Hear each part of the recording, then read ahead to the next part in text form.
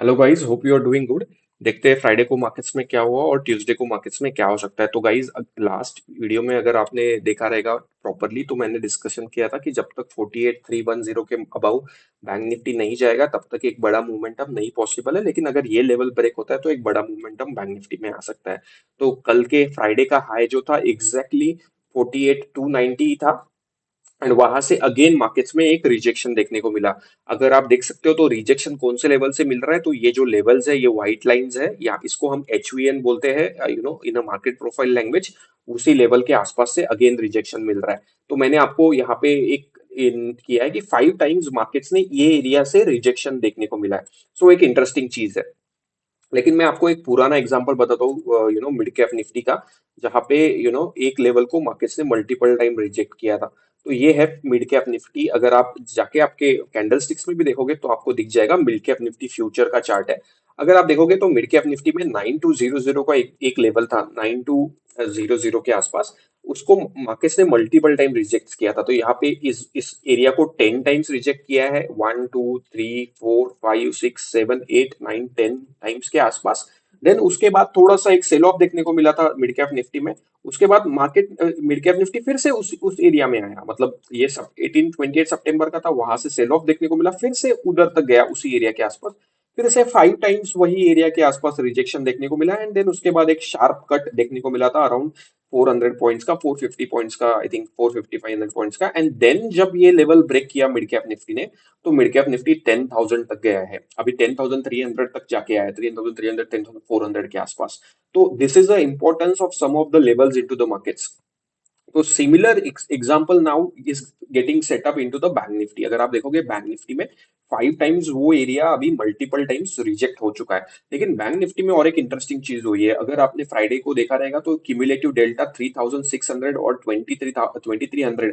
तो maximum selling जो हुआ था एंड में around 7-8 thousand contracts, 7-8 thousand cumulative delta जो क्रिएट किया गया था लास्ट के 30 मिनट्स 15 मिनट्स में, 315 to 330।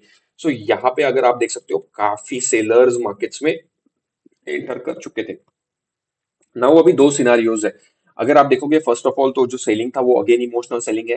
एंड अगर मार्केट्स ये इन लोगों को अगर मार्केट्स को ट्रैप करना है, जिन लोगों ने लास्ट के 15 मिनट्स में सेल किया है, तो मार्केट्स इनको ट्रैप करके अगर ऊपर की तरफ जाने लगता है और फिर अगर 43 310 3 115 ब्रेक करता है तो एक बड़ा मोमेंटम देगा। लेकिन अभी कैसा है 43 310, ये सबको पता है, बिकॉज आप कैंडल स्टिक्स देखोगे तो अभी आपको दिखाएगा कि मल्टीपल टाइम से लेवल रेजिस्ट हुआ है। तो जब ब्रेक करेगा थोड़ा सा वोलाटाइल हो जाएगा एंड देन उसके बाद एक बार स्टेबल होने के बाद एक बड़ा मोमेंटम देख सकते हैं बैंक निफ्टी में। तो that's the analysis guys for now. ऐसा नहीं है कि ये एक 5 बार हुआ है मतलब छठी बार ये ब्रेक ही करेगा, ऐसा नहीं होता। ऐसा ये 10 टाइम्स भी रेजिस्ट कर सकता है। ये लेवल डिपेंड्स करता है कि यहाँ पे लोग जो बैठे हैं वो कितने स्ट्रांग है और उन्होंने कितने क्वांटिटी से मार्केट्स को सेल मारा है, that we don't know for now. So देखते हैं how how the markets will react. और ऐसा भी हो सकता है कि ये सेलिंग कंटिन्यू रह सकता है और मार्केट थोड़ा सा नीचे के लेवल्स पर आ सकता है, जो 46 100, 46 500 और जो लास्ट वीक का लो था 4700 के आसपास, वो लेवल मार्केट्स फिर से रिटेस्ट करने के लिए आ सकता है। तो दोनों पॉसिबिलिटी है सिनारियो की, क्योंकि यहाँ पे जो सेलर्स बैठे हैं वो अभी भी अपनी पोजीशन को या अपनी सेलिंग को वो अपनी जगह नहीं छोड़ना चाहते। This is what market is telling us. तो देखते हैं क्या होता है। तो I hope you understood the analysis of bank Nifty. जब तक ये लेवल ब्रेक नहीं करेगा तब तक मार्केट्स बड़े लेवल्स नहीं दिखा सकता। और एक चीज बता देता हूँ, आपने काफी ट्रेंड में पैसा बनाया रहेगा, क्योंकि बैंक निफ्टी ने काफी अच्छा ट्रेंड दिखाया था। अभी बैंक निफ्टी एक साइडवेज जोन में है। साइडवेज जोन में आपका क्वांटिटी कम हो जाना चाहिए, आपका रिस्क एपिटाइट कम होना चाहिए, आपके नंबर ऑफ ट्रेड्स भी कम हो जाने चाहिए। तो अभी आपको उस पे काम करना पड़ेगा। जब तक एक क्लियर ब्रेकआउट नहीं दिखता अपने को मार्केट्स में तब तक बहुत आपकी क्वांटिटी कम हो जानी चाहिए। That's very important. ये बैंक निफ्टी हो गया। निफ्टी भी देखो आप तो it is sandwich between two single prints. ऊपर रेजिस्टेंसेस है, नीचे सपोर्ट्स है, तो वोलाटिलिटी क्रिएट कर रहा है market. And I think normally क्या देखा गया है कि जब एक अच्छा ट्रेंड आता है ना तो स्मॉल प्लेयर्स उसमें इतना पैसा नहीं बना पाते, या फिर पैसा बना लेते हैं and then they become overconfident, और वो लोग पोजिशनल साइजिंग के आसपास बड़े बड़े ट्रेड्स ही कंटिन्यू करते हैं, बिकॉज दे डोंट अंडरस्टैंड कि मार्केट का स्ट्रक्चर चेंज हो चुका है। मार्केट से एक ट्रेंड से लेके अभी साइडवेज फेज में गया है, तो अगर आप ट्रेंडेड वाला मेंटेलिटी लेके साइडवेज में ट्रेड करोगे तो आपका लॉसेस होने के चांसेस बहुत ज्यादा है। तो कीप दिस इन माइंड। अभी ट्रेंड थोड़ा सा चेंज हो गया है मार्केट्स का, तो अभी हमें वेट करना पड़ेगा। जब तक हमें क्लियर कट कंफर्मेशन नहीं मिलता तब तक हम बड़ी क्वांटिटी के साथ ट्रेड नहीं कर सकते।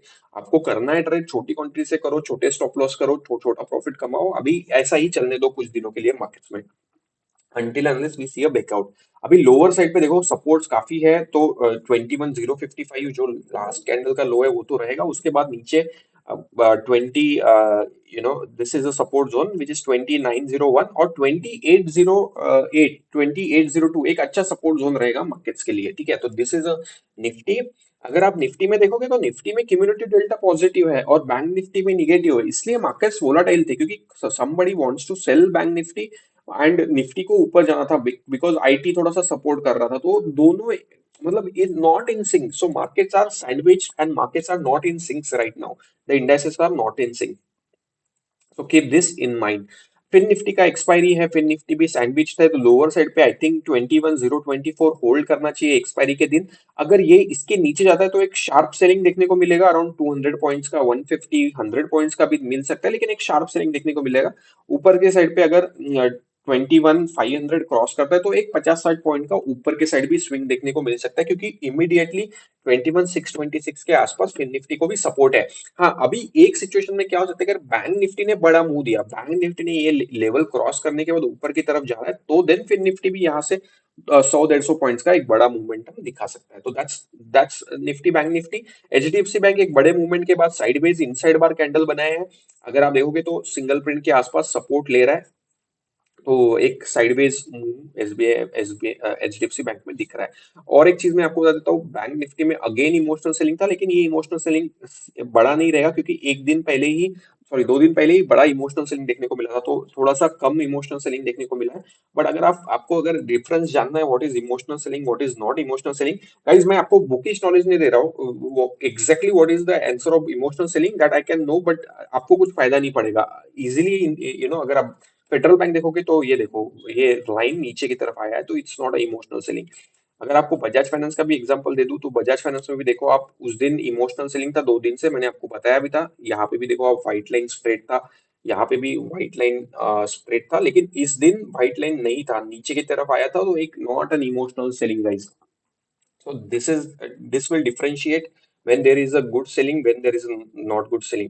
और बजाज फाइनेंस सपोर्ट जोन के आसपास है, 22-28 के आसपास सपोर्ट है बजाज फाइनेंस का। अगर ये लेवल ब्रेक करता है तो फिर 21, सॉरी, फर्स्ट लेवल जो आप ट्रैक कर सकते हो वो 7190, then second level would be 7113।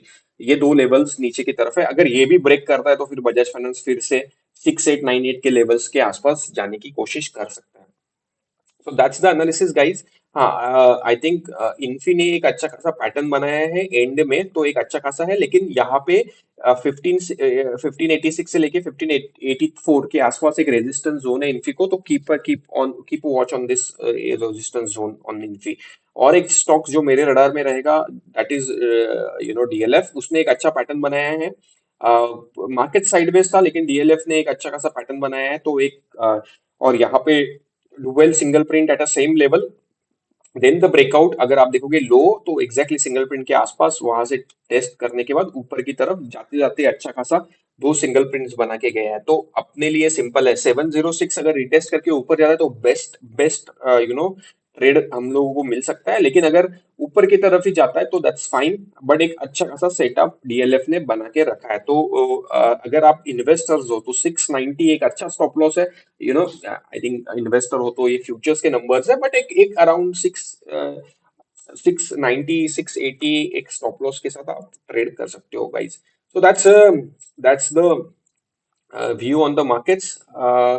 Guys, a disclaimer: the video is only for education purpose. Please do not take any trade or investment. आप आपके financial advisor से consult कर सकते हो to take any trade or investment decision. So guys, as I said, थोड़ा सा quantity levels की तरफ ध्यान दो, क्योंकि अभी markets एक ब्रेकआउट में नहीं है, markets एक sandwiched है between resistances. So guys, thanks for watching. Have a good weekend. See you on Tuesday. Bye bye.